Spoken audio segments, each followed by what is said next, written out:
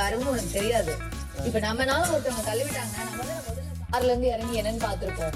ஒண்ணு பாக்கல. சரி டாஸ்க்குக்காக நீ உட்கார்ந்துருக்க.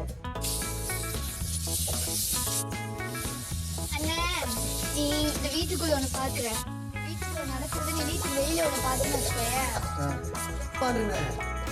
எனக்கு சத்தியமா சொல்றேன், நீ என்னன்னா யாருக்குமே கிளியரா தெரிஞ்சிடும். ஒருத்தர் பண்றத பார்த்தா அசால்ட்டா தெரியும்.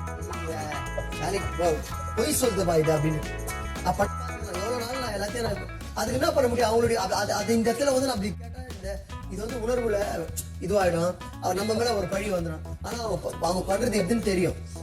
வேற என்ன பண்றது? சிலது தெரியும், சிலது தெரியாது.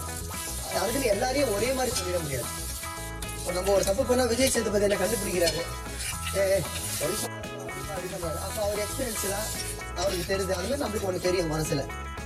நீ சொன்னதை வச்சு ஒரு சில விஷயம் அண்டர்ஸ்டாண்ட் பண்ணிக்க முடிஞ்சிச்சு. பட் எந்த அளவு அண்டர்ஸ்டாண்ட் பண்ணிக்கிட்டேன்னு தெரியல. எக்ஸாக்டா எனக்கு பிரஜன் வர மாட்டேன். நான் பண்றேன் இல்ல நானும் சொல்றேன், இங்க நடக்கிறதெல்லாம் பார்த்தா இங்க இப்போ ஒரு ரைட்னா ஒரு சினாரியோ போயிட்டு இருக்கா. அதனால வர நான் சொல்லட்டுமா, எல்லாமே பில்டப் தான். எல்லாரும் உள்ள வெட்டு பட்டாசு தான். சும்மா வெளியில